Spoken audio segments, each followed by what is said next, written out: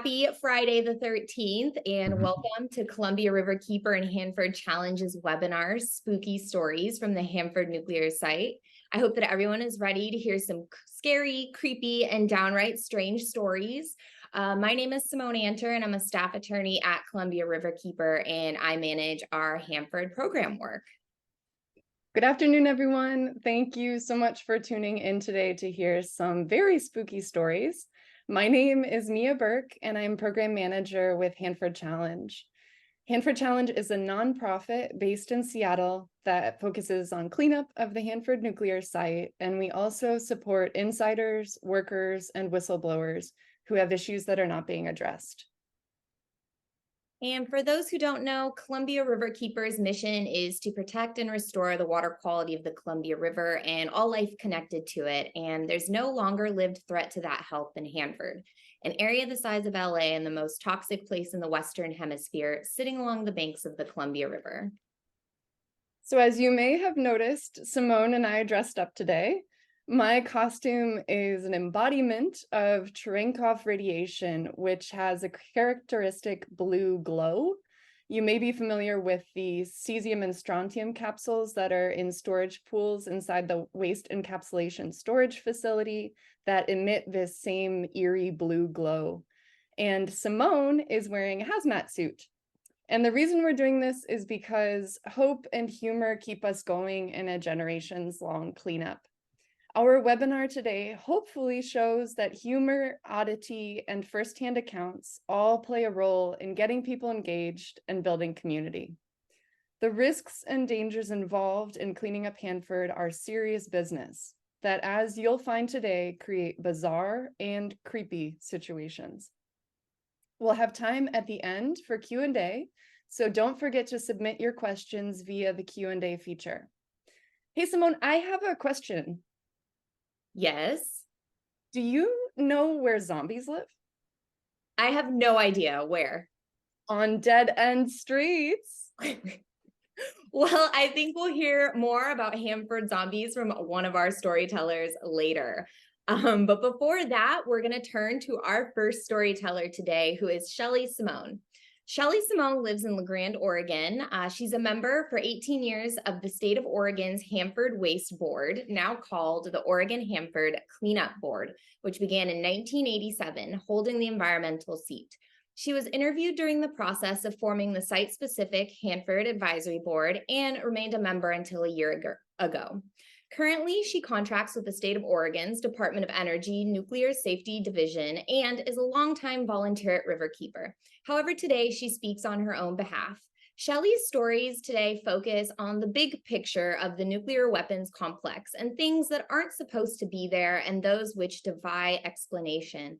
With that, I will pass it over to you, Shelly. I wanted to give a pinch of history in the management, or maybe it's mismanagement of radioactive material, and specifically look at sealed radioactive sources in our country and the thread and how it is tied to Hanford. So I want to start with, I guess, a little descriptor. Sealed radioactive sources are just that. They're encased radioactive material.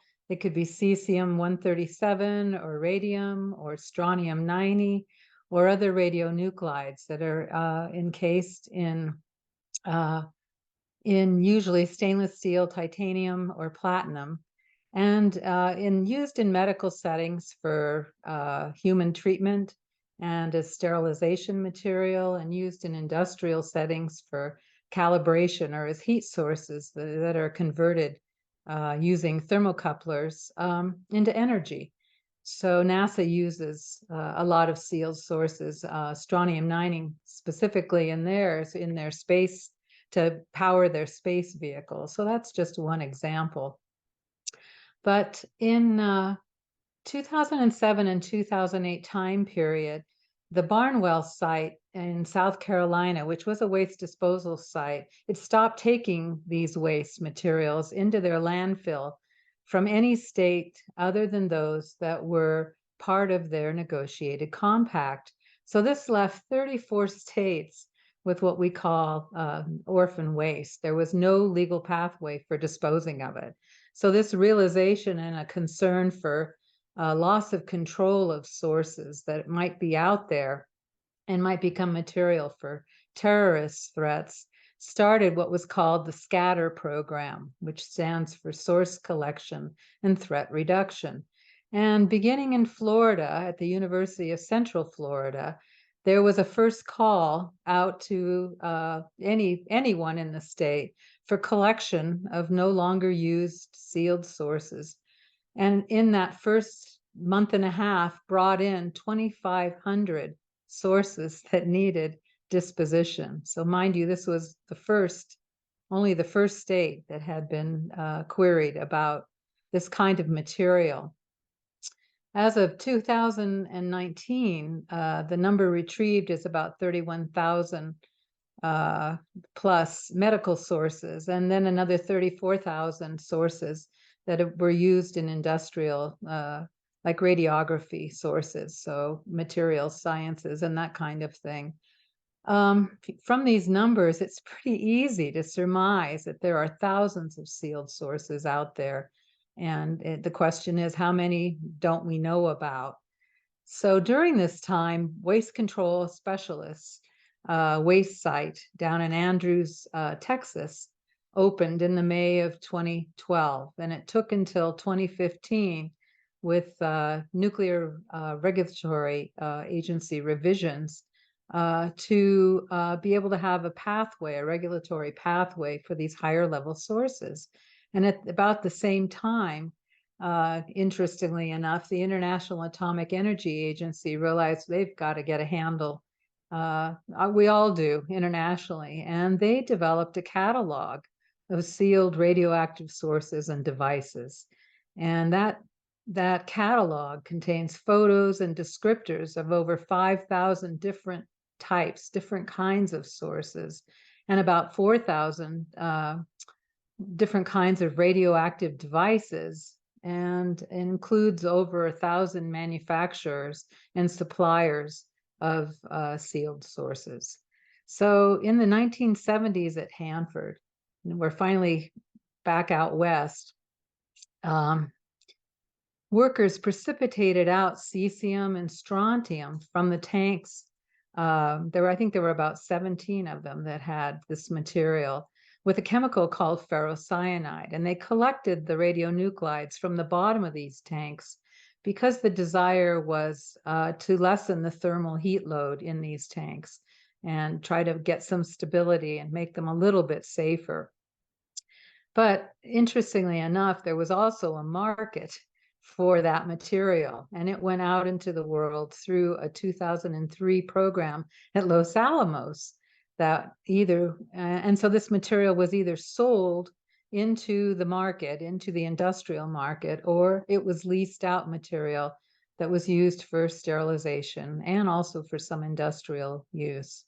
So eventually, there was a leaked cesium capsule in Decatur, Georgia, and that sort of was the canary in the mine for realizing these things did have some kind of limited life. And I think there was also another capsule, that cesium capsule, that started to show some friability and some cracking. And so DOE decided to recall all of these leased capsules back to Hanford site for storage at the waste encapsulation storage facility.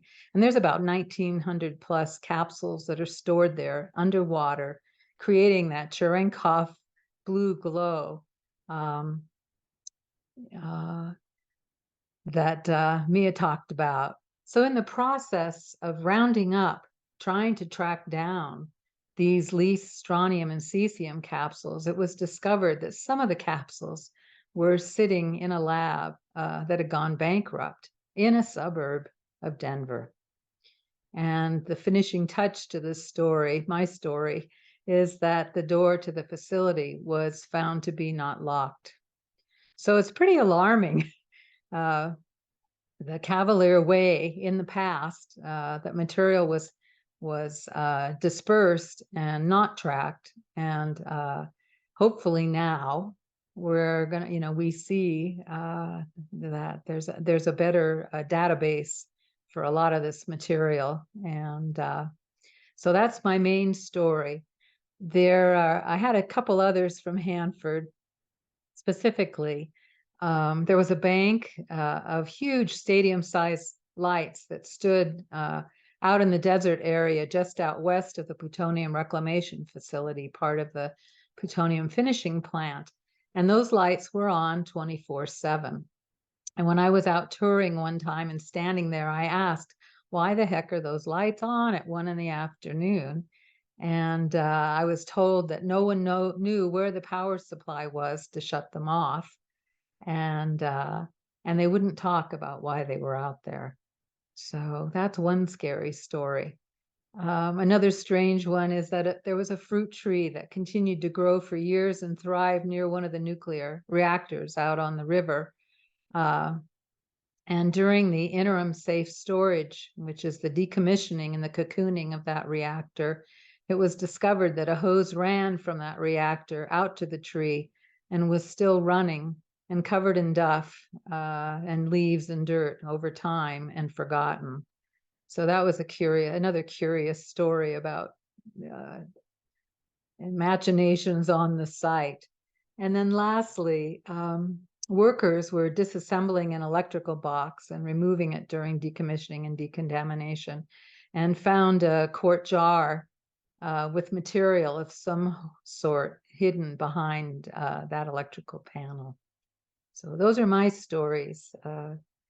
Disconcerting more than creepy, I think. But thanks for the time. Thank you so much, Shelley. Our next storyteller is David Bolingbroke, winner of the longest title I've ever seen. Wait for it. He is an associate historian in the Research and Outreach Division of the Church of Jesus Christ of Latter-day Saints' Church History Department. He is working on a history book tentatively called Nuclear Animals, Hanford and a World of Risk, Contamination, and Restoration. David's spooky stories center around the 100 area of the Hanford site near the Columbia River, which is where the animal testing took place during the Cold War. Go ahead and give us a fright, David. Thank you, Mia. So my story starts in the year 1962. Just under a decade after the movie in Japan, Godzilla, popularized the idea of radioactive lizard monsters. The Tri-Cities had their own little lizard monster in the Columbia River. It started when a biologist for the Hanford Biology Department purchased several 2 to 3 foot long little alligators with the idea of conducting radioactive testing on the alligators to see how radiation affected their bodies. Well, unfortunately, these alligators were kept in a little pond where they fed them fish. But one of the alligators decided that he didn't like pond life. And so he escaped and made his way to the wide open waters of the beautiful Columbia River. He must have enjoyed it a great deal with the salmon and the many other fish of the Columbia. But this gator wasn't too smart because he must have seen something flashy and shiny, but this wasn't a fish. And he was hauled in by line to greet a surprised Columbia River fisherman. He must have thought, wow, what a catch. An alligator in the Columbia River. So he took it down to the local BB&M sporting goods store in Richland, and they put it in a case for display. Well, by then the story was making the rounds, and the biologists at Hanford realized that their little alligator was now on display. So they went to the BB&M and they confiscated the alligator and took it back to the lab. Well, the fisherman was very upset. He came and he threatened to sue, and they did all they could to calm him and successfully convinced him that his alligator was property of the lab at Hanford. So the biologist said, well, what are we going to do now? We still have these gators. We have to prevent an escape. So they pinned down with boards to make sure that there were no escape pathways out from their holding pin. And they were sure this time that no escape would happen. But the alligators were much more resourceful than their prison keepers anticipated. And this time, 5 of them broke through the boards of their pens and bolted for the Columbia. The biologists were worried that they were going to face a PR disaster like last time. So they thought, well, what can we do? And in fact, one of the alligators that escaped was irradiated. So it was hot. And the little mutant was lost, along with 4 others. So they thought, well, what if we leak the story to the press? That's a good idea. Last time, the story got ahead of us, caught us by surprise. Well, this time we'll tell the newspaper that the alligators have escaped. And that way we control the story and it won't surprise us. And so they did that. And the day the newspaper in Tri-Cities said 5 alligators escaped into the Columbia River was when an inspector from General Electric came to see how the biology department was doing. And that was what he read. General Electric's alligators in the Columbia River. And he was a little upset. So they sent out a manhunt, and for months they looked for these alligators. They found 3 of them, and they never found 2 of them. So years later, one of the biologists got a phone call from Fish and Wildlife saying, we've been hearing reports. We heard a report of an alligator on the banks of the Columbia River. And he thought, could it be? Could one of those alligators had survived? Surely not the one that was contaminated, it would have died. But could the other alligator have survived and still be alive in the Columbia? Well, eventually he heard that the story came from a bar, so he dismissed it and said, no, it cannot be. So that's the story of the alligators in the Columbia. So a couple other stories centering on the biology department. One year in 1964, on election night, when LBJ defeated Barry Goldwater, there was something else going on at Hanford. The biology lab, the fisheries lab, was burning down. And some of the workers rushed to get all of the remaining materials they could save out of the lab. And firemen were there as well. And there was ankle deep water in one of the hallways. And one of the firemen who had been helping put out the fire, he came running down the hallway screaming, radiation, radiation, radiation. And they looked in the water, and the water was green and glowing with an iridescent green. Well, it turns out that it wasn't radiation this time. It was a false alarm. And what had happened was the water had gotten into a little box of green dye in one of the offices, and the green dye had cascaded through the water as it flowed down the hallway. So my final story has to do a little bit less on the spooky side and a little bit more on the gross side, which that happens sometimes with the biology department on a nuclear lab and all the animals that they're working with. But they would catch these fish down at Ringgold that they can then conduct studies on to monitor whether or not radiation was reaching the food chain in the Columbia River. And so they would sometimes use different items for bait. So one day they were down at the banks of the Columbia and they found a dead horse, and it was full of breathing, teeming maggots. And instead of running away in fright, these brave biologists thought, well, maggots are great fish bait. So they gathered up a bunch of the maggots, they took them into the lab, and then they left them out underneath a hood to dry over the weekend in hopes that when they dried out, they would have these little bugs that they could use to catch fish with. Well, when they came back to the lab on Monday, they came inside and it was a blur of black flies. The maggots had hatched over the weekend instead of drying out. And so they were greeted with a little bit of a disgusting, disastrous scene of flies. And so those are my stories from the biology department during the Cold War at Hanford. Thank you, David. At least we now know where Godzilla came from. So our next storyteller today is Todd Martin, an environmental management consultant who served on the Hanford Advisory Board, including as chair of the board for many years. Todd's story takes place a few miles northwest of the 300 area, near the Columbia Generating Station parking lot. The waste site he'll be talking about is where they used to dump boxes of contaminated material directly into a hole in the ground, as you can see in the image that'll shortly be on the screen. What could possibly go wrong with this? Fill us in, Todd. Thanks, Simone. So my story sort of underscores one of the fundamental characteristics associated with our relatively short history with nuclear technologies and the community of scientists and technocrats and bureaucrats that make decisions about nuclear technologies and activities that impact all of us. And that's that it's underscored with this undeserved arrogance.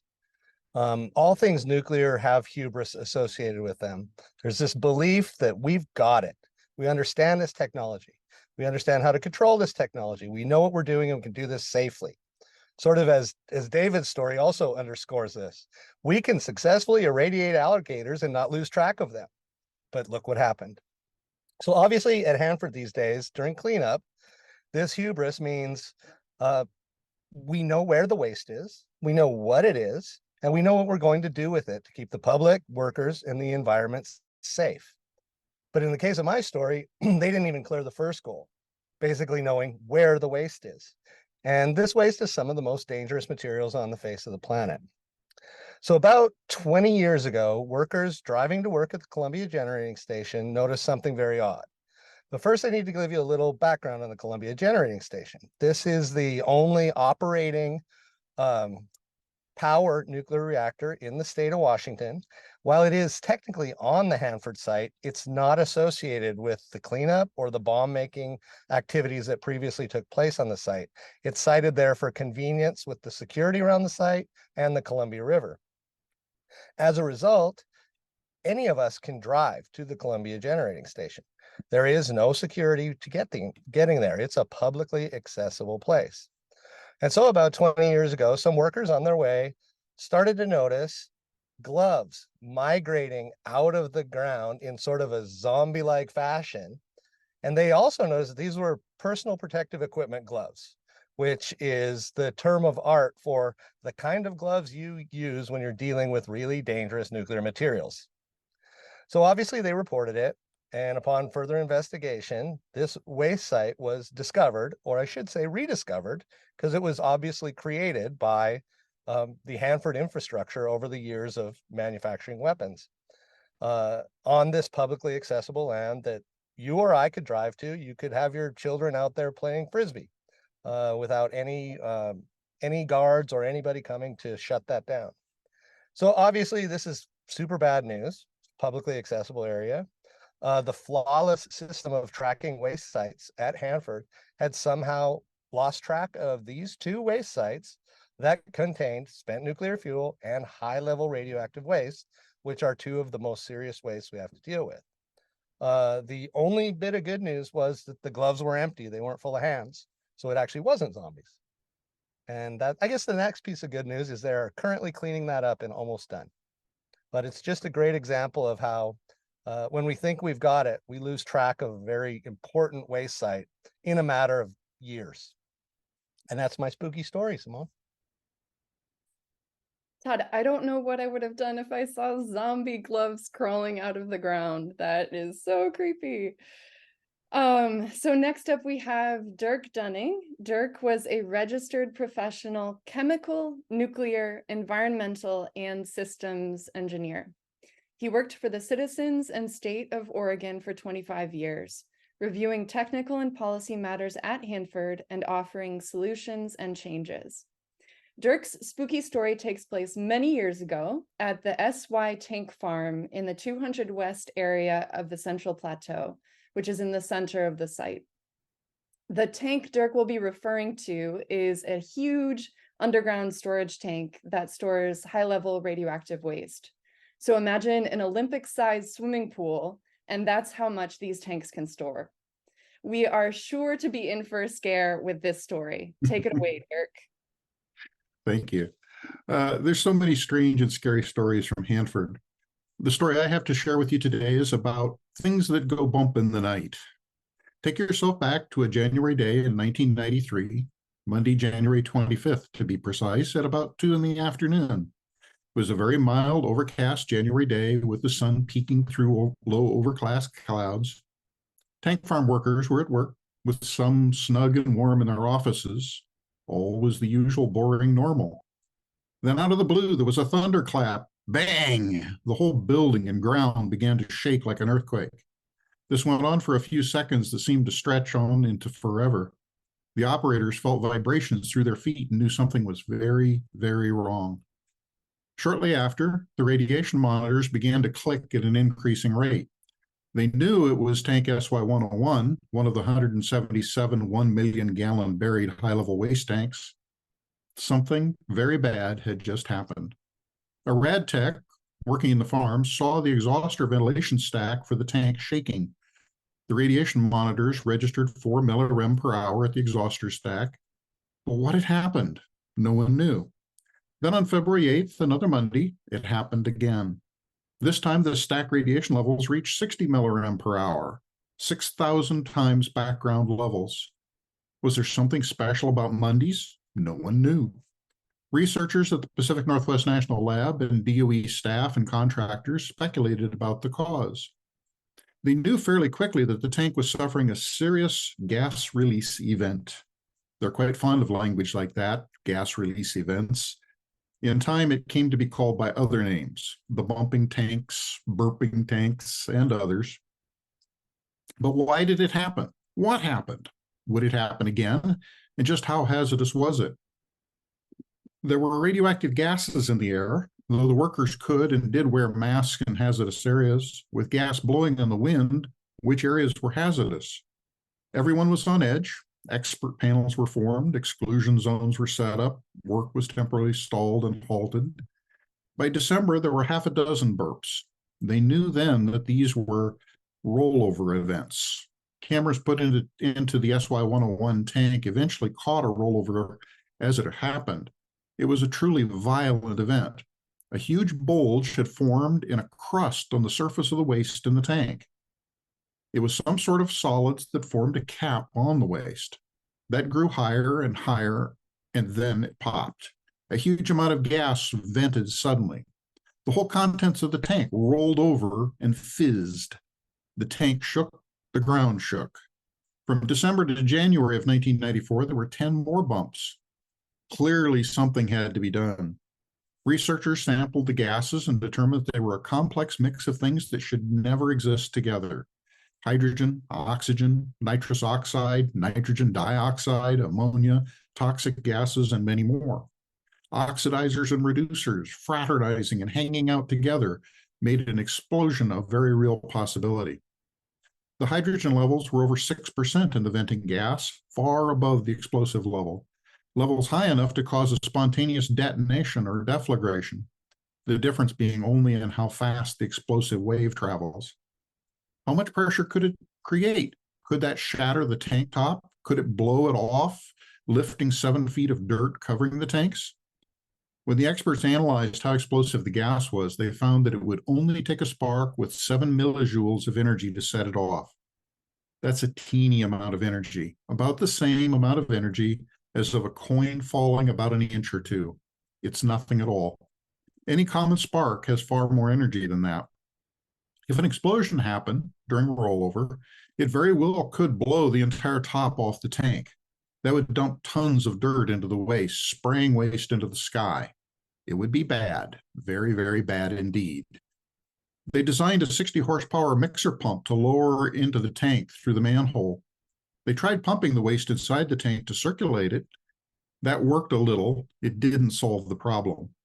Ultimately, what did solve the problem was adding water to dilute the waste to twice its volume. The waste had become too concentrated.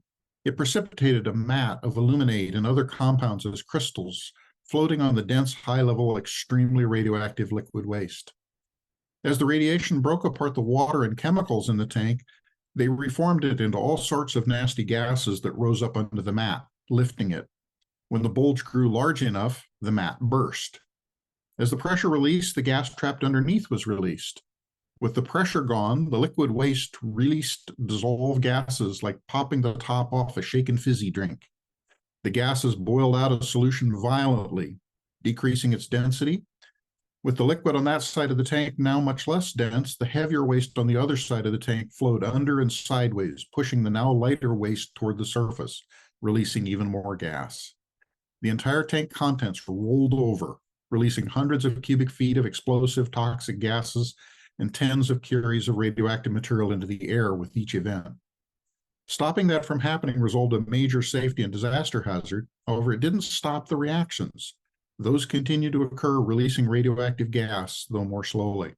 Just another day at Hanford. In 1994, I managed to pressure DOE into inviting members of the Hanford Advisory Board to tour the plutonium finishing plant. This was to be the first tour of the plant by outsiders in its history.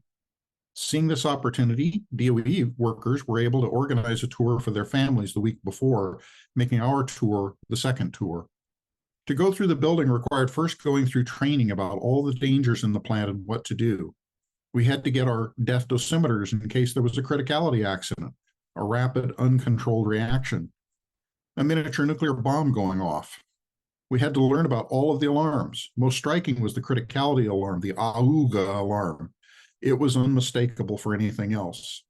The instructions were equally unmistakable. If it went off, we were to immediately run to the nearest exit as fast as we could. If someone fell, we were instructed to jump over them and keep running. During the tour, a worker was doing maintenance on the criticality alarm system and accidentally triggered it, forcing an all too real sounding of the AUGA alarms and immediate emergency evacuation of the facility and all of us into the parking lot. People were breathing hard with eyes very wide open. I was talking to a senior DOE manager as we were being surveyed for contamination. I commented how impressive it was that the criticality monitors here at PFP could detect a criticality all the way over at SY101. And in the distance, we could see the crane that in the coming days would lower the mixing pump into the tank. His only reply was, "That's not funny." I thought it was pretty funny. I still do. SY101 wasn't the only tank to have these rollovers or burping, bumping events happen. It was only the most severe of them. A neighboring tank, SY103, did as well, along with at least 5 others. It was a chemistry problem. It was something no one anticipated could happen. But isn't that how it always is? We were all lucky back then. None of the rollovers turned into a catastrophe. That is the story of things that went bump in the night at Hanford. Thank you, Dirk. Simply put, that is terrifying. Now, our last but certainly not least storyteller today is Tom Carpenter, the founder and former executive director of Hanford Challenge.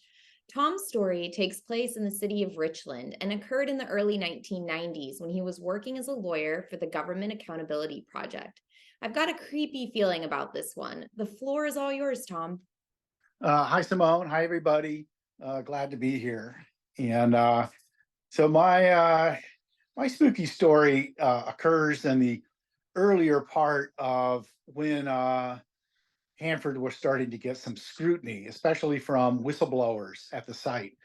And the whistleblowers were people who were employees who just couldn't accept the way things were, the safety problems and the environmental issues and whatnot, and had decided to speak out, even though they knew that there would be tremendous pressure upon them and their jobs and their families, et cetera. Many people still chose to. And I was a lawyer with Government Accountability Project, or GAP. I was based in Washington, D.C., and we were so busy with all these concerns that we ended up establishing an office in Seattle. And so I would take trips over to the Hanford site to meet with these whistleblowers, and it was kind of a low-level war between GAP and Hanford. They desperately wanted to know who we were talking to and what was being said. And so there was a great deal of surveillance. And surveillance in the traditional sense of somebody's watching you all the time. One of my first trips out there, I was picked up by a helicopter, my rental car. I'd gotten out of the car to take a picture of the facility from the road. And that got me a helicopter and then a follow vehicle, and they just stayed with me the whole trip there. And the follow vehicle was a van that was a black van with gray tinted windows, and it was pretty ubiquitous, and they made no secret of their presence. It was overt harassment. And, I was helping a guy named Ed Bricker, and we saw a guy walking back and forth with an earpiece in front of his house. And so anyway, that we would go out and confront him, he'd run away, etc. Well, so this became such an issue that, and one of the, one of our strategies, of course, is to shine a spotlight on what's happening. So we had invited some reporters from KOIN Coin reporters down in Oregon to come and interview, some of the whistleblowers. And across the street from Ed Bricker was another whistleblower named Inez. And, so we're sitting in her living room with a coin reporter. The curtains are drawn. The cameraman is there and the reporter is there. The reporter is asking Inez about surveillance and the pressure she's been feeling. And she goes, well, yeah, every time Tom shows up, this, black van with gray tinted windows shows up and parks outside and just stays there until he leaves. And the reporter says, oh, really? Show me where they park. So she flipped open the curtain and there the van was. And it was like, what? And so he told the cameraman to run outside and get footage of this van. So they got footage of this van roaring off down the street with the cameraman, trying to get good coverage of that. We later got the evidence of this van by we representing another whistleblower. We used subpoena power against one of the contractors, Patel, for all of their vehicle purchases. And we said, we want every vehicle purchase you've got. And sure enough, right at the bottom of the list of this this giant stack of papers was a purchase order for a technical surveillance van to be used, in conjunction with the state or to root out insiders, et cetera. And it was a $250,000 van, which back in, in 1992 or whatever this was a lot of money. So I confronted the head of security in a deposition with, I said, well, tell me about your surveillance van. And he goes, well, that's not our van, that's Patel's van. This guy worked for Westinghouse. I said, well, how many times was it used against whistleblowers and against me? And he became very flustered and started like, how do you, and the attorney for this guy finally woke up and said, if there is such a van. And, because I hadn't laid a foundation for it. So I said, okay, well, is this your signature, sir? And it was the signature on the purchase order. He looks at it and his eyes bugged out. He goes, where did you get this? And I said, well, I got it from you. He goes, this is classified. You can't have this information. I said, well, it was produced to me by your counsel. That's your signature, right? He goes, this deposition is over. And he stormed out of the room.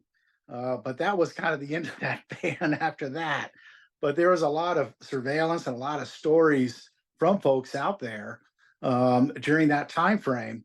And finally, we blew the lid off of it by the same technique of getting their purchase orders for surveillance equipment, which showed millions and millions of dollars of taxpayer money were used to illegally purchase this equipment. And it was illegal because they didn't have warrants, they didn't have court orders. They just went and did it because they could, and there was no one watching. And that resulted in congressional hearings and Time magazine coverage, et cetera. So anyway, that was a pretty sad little slice of history at Hanford. And it kind of ended not too long after that. But there were some stories of people being run off the road and all kinds of things like that. But that's for another day. So that's my spooky story about Hanford. That is legitimately creepy, Tom, and I honestly can't believe you lived through it. And then also so glad you shut all of that down. It's a piece of Hanford that's not usually talked about. So thank you for sharing that story. And thank you to all of our storytellers for sharing those simply terrifying tales. I wanted to share a fun fact with the audience. While we were prepping for this webinar, Todd noted that the storytellers collectively have over 150 years of experience working on Hanford, and that sure is a long time. So thank you for joining us here today with all your experience.